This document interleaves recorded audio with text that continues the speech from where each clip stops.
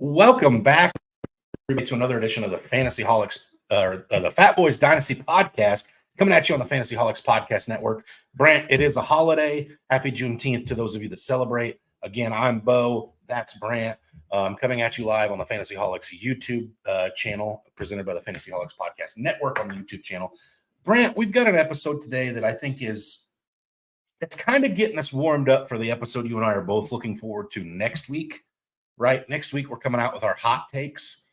Some could argue this show is kind of hot takes with some of the names that we're going to talk about in today's show, but we're basically talking about some players that in rankings are outside of the top 24 at their position if it's a running back, wide receiver, and outside of the top 12 if they're a tight end. And these are guys that we think have a chance. And you and I are going to justify or try to justify why we think these guys could make those inside those numbers on their respective positions. And again, so it's kind of a spicy take if you disagree with the rankings that are out there in the world right now. But we're going to try to do that today on the show. I'm excited about it. When you brought this up as an idea to do last week, I was kind of giddy with anticipation. I've got some names that I kind of like here, but I could be all three of my guys. I could be swayed one way or the other on. Yeah, there's only one guy that I'm of mine that I couldn't probably be persuaded. You'd probably have to take, force me a little bit to persuade me off of him. I've liked him for a couple of years now, but we'll get into him in a minute. We talked about a holiday. Don't forget, we just passed Father's Day. Happy belated Father's Day to all your dads out there. Correct. All you dads that had to fire up the grill and cook for everybody else on your Father's Day. Happy Father's Day from a fat boy. It's always Fat Boys. It's always a good time. But I'm excited to get into this. This is going to be some guys. We used the Fantasy Holics rankings that we broke down a few weeks ago at each position.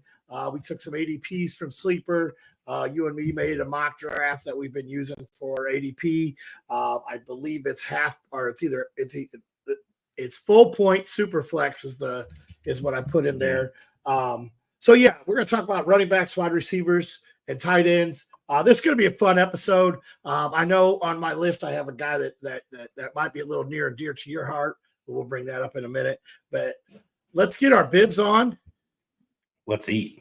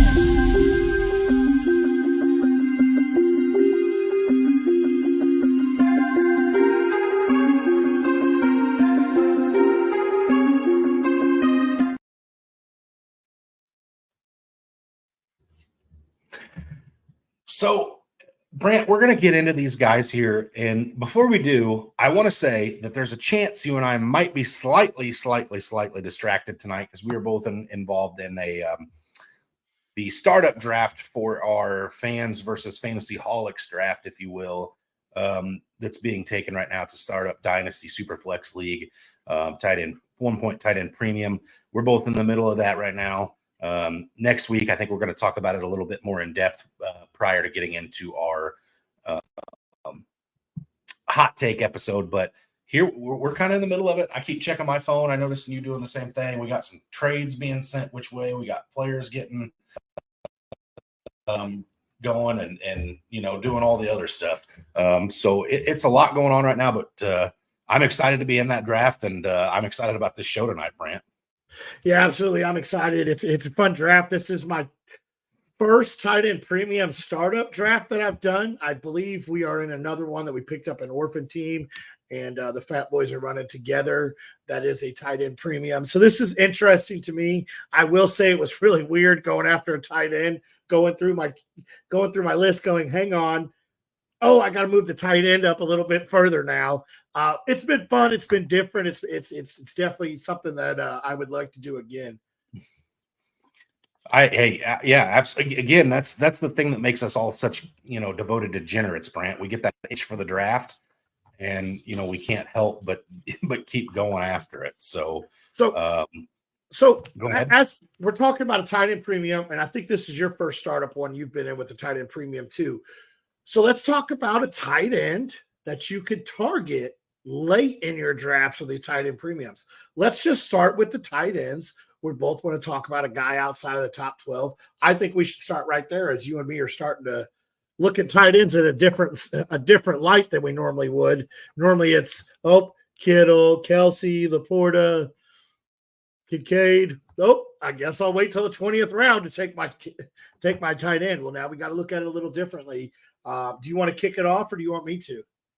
Yeah, so I actually am very excited about my tight end, so I'll jump in. I know you are yours too, and yours is a little more near and dear to your heart than mine is to mine. So I will let you have your a little more time to shine with yours here in a second. But yeah, so I did grab Sam Laporta early in this draft in this startup.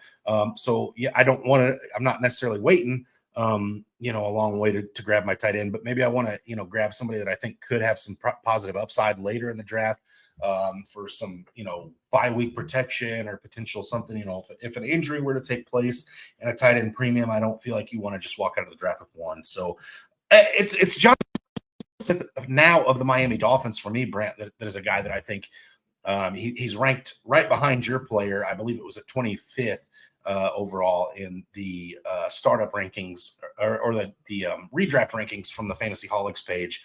But this is a player in Jonnu Smith that I did watch near and dear last year, and I feel like I probably cussed his name as a Falcons fan more than I probably should have, and more than he probably deserved, because it's like, man, those targets should all be going to Kyle Pitts. Every time Jonnu Smith did anything, it was like, man, that was great, but it should have been Kyle Pitts. Or, what are we doing? Why aren't we getting the ball to Kyle Pitts or Drake London? And damn you, Arthur Smith was probably set in there somewhere. But last year, Jonnu Smith was the tight end 17, Brant, in the National Football League, and he wasn't even the number one tight end on his roster. He still got out-targeted, out-snapped by Kyle Pitts, obviously. But he did have a career high of 50 targets last year, but only 3 touchdowns. That's what really kept him outside of the top. If you talk about him getting, I think he had to get 4 more touchdowns, and he would have been firmly in the top 12 for a tight end last season. And again, that would have happened had there not have been a Kyle Pitts on the roster, even with the miserable quarterback play that was Desmond Ridder last year in Atlanta. He will be the number one in Miami. Yes, they have like Shaheen and a couple other guys, but they've got nobody on that roster that's been able to go out and get it done. I think Jonnu Smith's going to be very talented. Tua is an upgrade, in my opinion, obviously, over Desmond Ridder. The NFL world obviously agrees with that as well.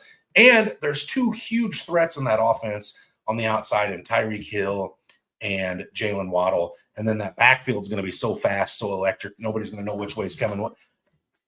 I'm telling you, Brant, there's going to be plenty of times this year where Jonnu Smith gets forgotten about, sitting empty, wide open in the middle of the field. I hope it happens for him and his sake in the red zone. Obviously, I don't know that to be a fact, but if this guy has 6, 7, 8 touchdowns on the season, you're going to see him be a top 12 tight end. And to boot, the one last thing I want to add here about Jonnu Smith, Brant, was last season in PPR leagues, non-tight end premium, just regular tight leagues, he had 5 weeks as a top 12 tight end last season, and he's not even the number one on his roster. I think this translates well. Mike McDaniel's he's not going to come up with all the gimmicky crap that Arthur Smith did to get him the ball, but Mike McDaniel's a very smart head coach, as we've come to learn in his few years at the helm of Miami. He's going to find a way to get the ball into the best players' hands in the red zone. I know that should be Tyreek. I know that should be Jalen Waddle. Jonnu Smith's going to be open by virtue of those 2 players being on the field plenty of times this year. And I think Jonnu Smith's got a pretty good chance to finish as the top 10 or top 12 tight end, Brant. Yeah, absolutely. He does. We saw Gesicki there work well in that offense. We've seen, tight ends work well with that offense. So I do agree that he'll be a red zone guy that's going to be forgot about. I think he also may line up sometimes at fullback. We've seen him run the ball, like you alluded to. So who knows? Maybe he'll run up at fullback, and they're like, all right, this is going to Mostert, and all of a sudden it's Jonnu Smith walking in. So yeah, he's definitely a guy that you'd be targeting late in drafts. My guy here, like you said, is near and dear to my heart. He's ranked 23rd in the Fantasy Holics ranking. And he was a first-round draft pick, if you remember, back when Noah Fant got drafted. And he re-signed with the Seahawks this offseason, who let Big Uncle Will Dissly walk. They let Kobe Parkinson walk in free agency. Fant's a great late-round draft pick. New coaching staff coming over from Baltimore with our new head coach. So this could be, I'm not saying he's going to be as good as Mark Andrews. I'm not saying that. This could be the Mark Andrews-esque person for this offense. And if you look, Grubb, our new OC that came from Washington, the last 2 years has been top 2 in college football in passing the ball. So he's going to want to air it up. Seattle's getting away from that run-first offense, it sounds like. So getting a piece of this offense, if Grubb has 3/4 of the success that he had in college with his offense, he'll be a top offensive or top OC this year and moving the ball. And Seattle has a lot of pass catchers. You got to worry about DK. You got to worry about Lockett. You got to worry about JSN. And then all of a sudden there's Noah Fant moving all over the formation, just being open across the middle. This is a guy that had a lot of hype coming out of college. And I really think that he could be a guy that could easily find his way up there and towards the top 12, 13 tight ends. Yeah, he's only finished as a top 12 tight end twice in his career. But he also, that was back in Denver. These last 2 years, Seattle's had Will Dissly, Kobe Parkinson, Noah Fant. Throw out a random name, but we've probably put him at tight end. I'm pretty sure Kenneth Walker's lined up there too because Pete Carroll loves the tight end.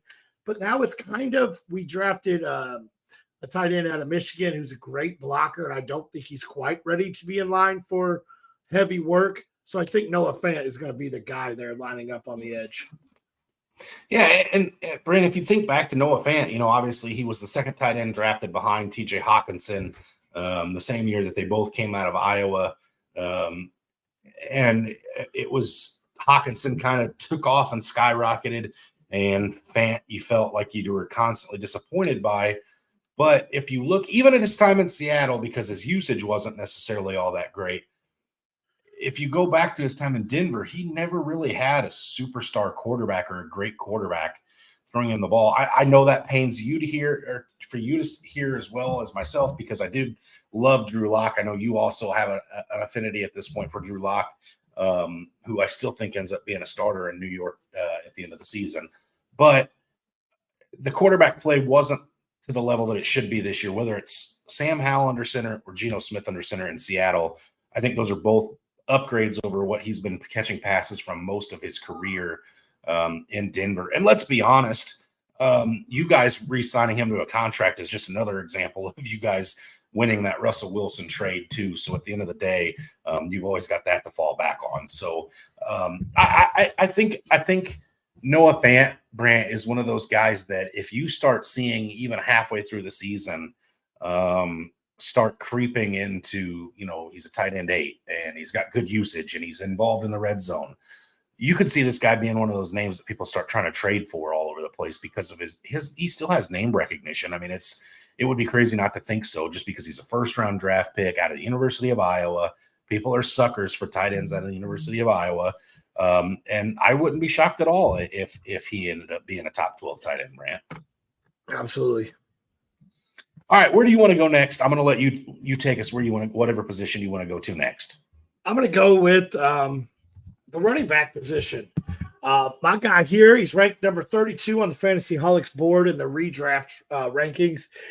He goes as the 85th player off the board on fantasy, 26th running back off the board. And in weeks 15 through 18, he finished, I know I haven't said the name yet, he's finished as RB12, RB15, RB20, and RB6 in those weeks. He only had one touchdown. That was it.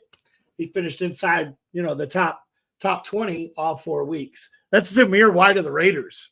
I know they added Alexander Madison.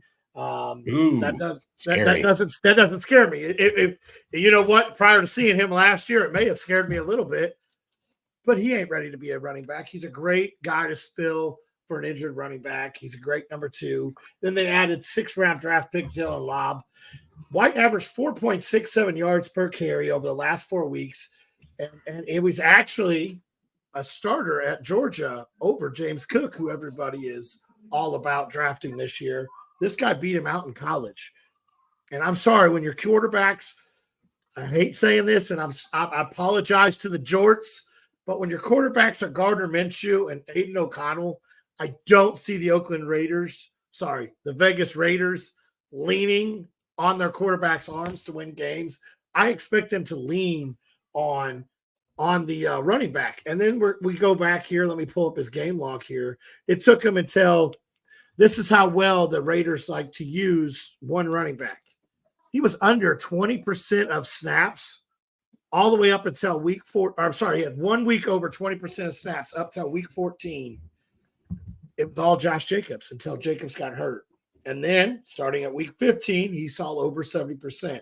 So started all the way up until week 14, he saw less than 20% of snaps. He still finished his RB 56 on the year.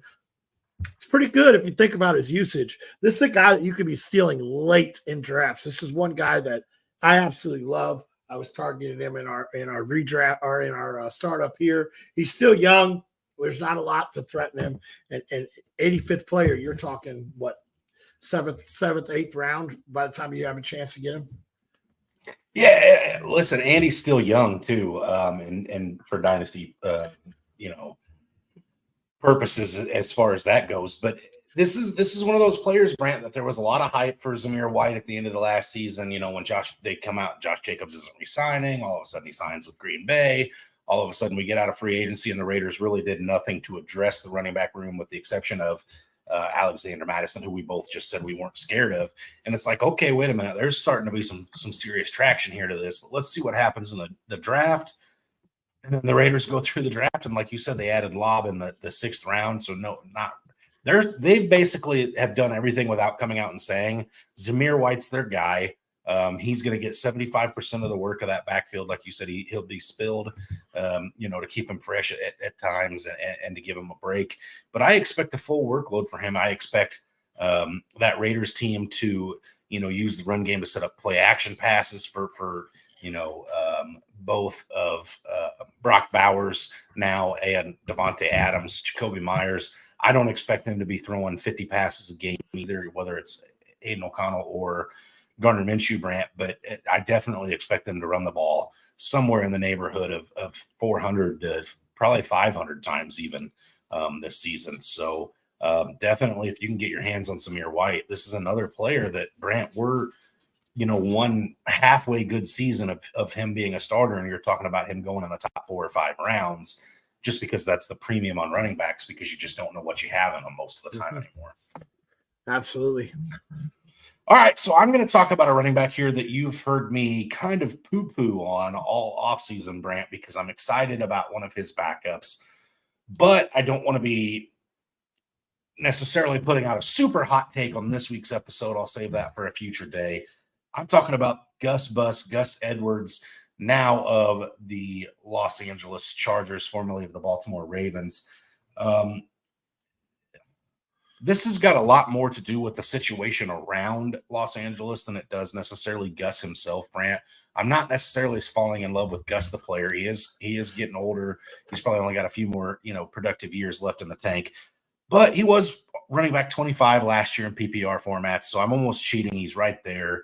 And I don't know, Brant, have you seen the quote that came out from Austin Eckler recently about why he didn't re-sign in Los Angeles? No, I did not. He said he didn't re-sign in Los Angeles because they wanted him to run the ball 300 plus times this year, and that's not his game, right? So he's basically not a running back is how I take that. So if Los Angeles is coming out saying, hey, Eckler, we want you to come back, we want to give you the ball 300 times on the ground, that means Gus Edwards has got a chance to run the ball 300 times, Brant, next year. If that happens, this guy's finishing inside the top 24. Now, again, I love Keamani Vidal. You're still high on J.K. Dobbins. There's a world, Isaiah Spiller, I loved coming out of college. There's a world in which Gus Edwards is not the starter at the end of the season. I've talked about that plenty of times. But again, when you're talking about a guy, and we're in the middle of this startup draft that we're talking about, Brant, he just went in the 13th round.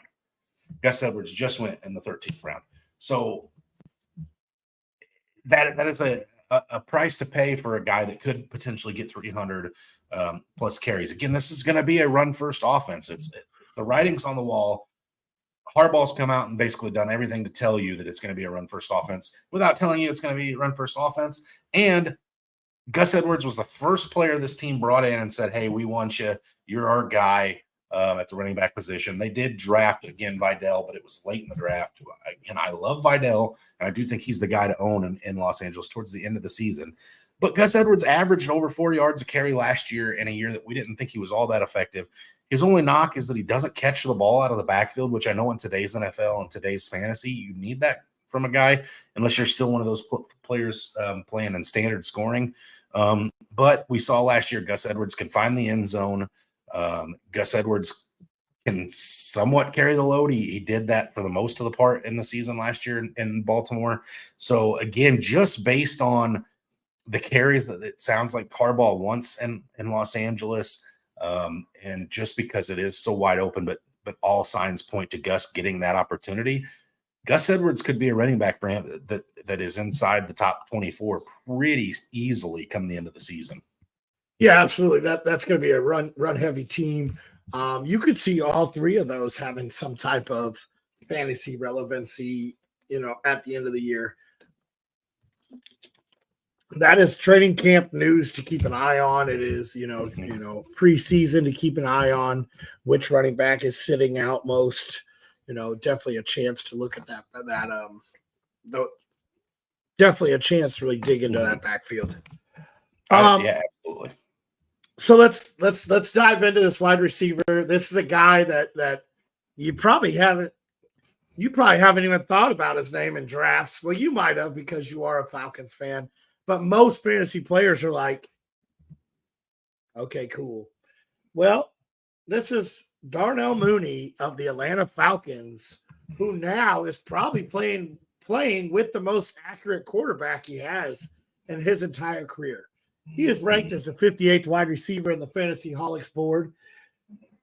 And this is a guy that you're going to be talking about, in my mind, at the end of the year, being one of the best waiver wire ads. He has a season where he finished in the top 24. In 2021, he finished as wide receiver 23. And I know he's been a disappointment for most of his career, but he's entering his first of 3 years where Atlanta gave him a good chunk of change to come to this team. He was one of the first signings. He's one of the first signings that the new coaching staff made. And then you talk about they added Morris as their head coach coming from the Sean McVay tree, who really starts to look to move people around the formation and everything and really get their wide receivers involved. You got Drake London and you got Kyle Pitts and then, yes, you do have Bijan. But really, you think about it, it's really wide open after those top two on who the next pass catcher is. I'm not saying this guy's going to go out and finish in the top 5.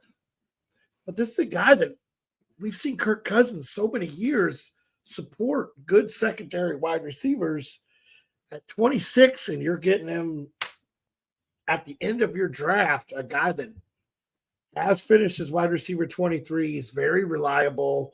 He only had one season where he didn't play at least 15 games. This is a guy that I could see really getting a lot of work in that offense as they try to hang up points. And if something, knock on wood, were to happen, this is a guy that could take off. He's been a wide receiver 1 for the Chicago Bears, and now he's coming into play at wide receiver 2. I absolutely love Darnell Mooney this late. Yeah, and here's another thing to add to that, Brant, is that this is a guy that Kirk Cousins, when he was doing his meet and greet and basically agreeing to contracts with the Atlanta Falcons, came out and said, I want him. Like, bring him in. I want Darnell Mooney on this roster. And if you look back to the years past, when you talk about the Atlanta Falcons wide receiving core, you're talking about Cordero Patterson. You're talking outside of the obvious with Drake London, of course. I mean, Van Jefferson, Scotty Miller, all these guys that are like, plug and play failures, if you will. And, this year we trade for, Desmond Ridder for Rondale Moore. Kirk Cousins comes on board and they bring in Darnell Mooney, who again, at one point in time in his career was the wide receiver 1 in Chicago, I believe for 2 years before they traded for DJ Moore. And again, yeah, it wasn't necessarily great, but also the quarterback play wasn't necessarily great. So it's definitely going to be very interesting to see what that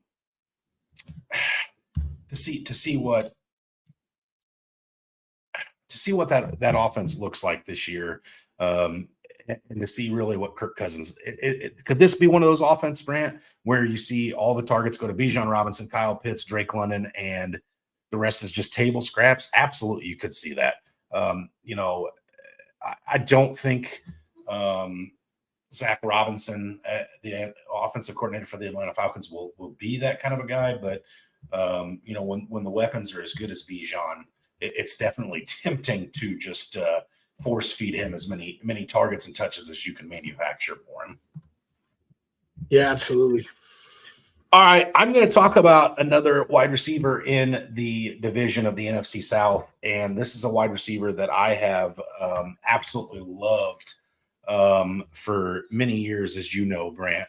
I'm talking about Deontay Johnson, now of the Carolina Panthers, formerly of the Pittsburgh Steelers. And the first thing we know about the Pittsburgh Steelers, Brant, is they don't miss on wide receivers all that often, with the exception of Chase Claypool, which, they missed on Chase Claypool, but they were able to fleece the Chicago Bears with Chase Claypool. So they still really didn't miss. But, that's the one thing you can say about them is typically they draft decent wide receivers. We've already seen Deontay Johnson in 2020 and 2021. Both those years respectively, he was a top 24 wide receiver. In 2020, he was wide receiver 8 overall. So you're talking about a guy who's shown us what his ceiling is before, and it's a very nice ceiling. So here's the thing for me that really gets me excited about Deontay Johnson in Carolina, because it'd be a fair argument to say there's not a whole lot to get excited about in Carolina to begin with. But Deontay Johnson's route tree and skill set and things are very similar to that of an Adam Thielen. The difference is he's a much younger version of, and last year, Brant, you were talking about Adam Thielen as a top 10 wide receiver for 14 weeks of the season before he really fell off down the stretch. So again, if that Deontay Johnson steps into that same role where it's like, hey, let's get the ball into this guy's hands, he's our guy that we come to in clutch situations. Which, yeah, they drafted Xavier Leggett. They traded up to get him, keep him home in the first round. And it's a great story. And I think Xavier Leggett will be good down the stretch, but it's going to take some time to develop, get him there. And then the other part of this, Brant, that I think is interesting is if you look at the last couple of years with the fall off of Deontay Johnson, 2 years ago, you go back, he had 0 touchdowns, which it's like, well, there's where the fantasy production's lacking. Last year in 13 games, he had 5 touchdowns. He was on pace to have a season where I think he would have been a top 30 wide receiver. I don't think he would have got quite into the top 24, but I just doing some quick math before the show, he would have finished higher than like Jalen Waddle, several other players in that area, based on where he was heading if you project out the rest of the season. But what you got to talk about is Bryce Young at this point in Bryce Young's career, is he an upgrade over Kenny Pickett / Mason Rudolph, which is who Deontay Johnson and those Steelers were catching passes from last year? Or would you rather have those guys throwing the ball? Personally, I think I'd much rather have Bryce Young throwing me the ball than Kenny Pickett, who is now the backup to Jalen Hurts, or Mason Rudolph, who I believe ended up signing with the Tennessee Titans to back up Will Levis. To me, it's kind of night and day. But again, this could be one of those situations where Bryce Young doesn't live up to hype, and so the players around him don't either. So I do think it's a perfect storm that has to exist for Deontay Johnson to get into the top 24, Brant. But I think that is a reality where, it may be one of those situations where if you call it the perfect storm, the weather spotters are out there. They're seeing the conditions could be right, okay? But you need all these things to come together to make that tornado touchdown. And they're saying all these things are right. The target share could be there. The quarterback play could be there. The route tree is going to be good. He could be the clear number 1 on the team. This is a team that's going to play from behind quite a bit, I think, this year. They're, in my mind, their best offensive weapon isn't going to be healthy for the first couple of weeks of the season, and Jonathan Brooks. So I definitely think this is one of those situations where lightning could strike and maybe Deontay Johnson's able to bottle it, Brant. And I'm sorry for using all these weather puns here, but I just think Deontay Johnson's got a wide range of outcomes for me. He could be wide receiver 18, 19, or he could be receiver 67. And obviously there's a lot in between that, but I think those are the kind of two drastic areas where you could see Deontay Johnson this year. I absolutely love this pick here. This is one of my favorite guys to be drafting. I'm upset I missed out on him in our startup. I grabbed Leggett early because I think he's the future in Carolina. I talked about the coach that Carolina just hired 2 years ago, created a monster in Geno Smith. Last year created that monster of Baker Mayfield, revamped his career. Now he's coming in to work with young Bryce Young, former 101 pick. This is a guy that I absolutely love this year, and I love his weapons, most of them.